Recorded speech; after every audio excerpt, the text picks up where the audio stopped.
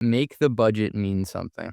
There are way too many companies out there that speed past the annual budgeting process, and they don't use that as an opportunity to get the leadership team aligned around what they're trying to do. Like, it's this very natural, very powerful reset where if you do it right, like before, during, and after you're doing the budget, you get to say, what is the business today and how is it going? What are the biggest challenges and opportunities in front of us?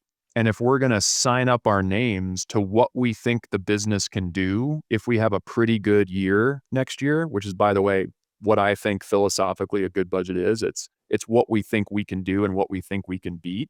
It's just a tremendous opportunity to bring together the rest of your team and say, hey guys, all of us have a part in making this happen. We want to make sure that you understand your part. We want to make sure that you internalize your part.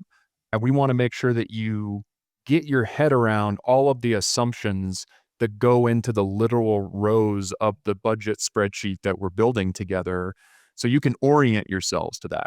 And so you can manage your team to that.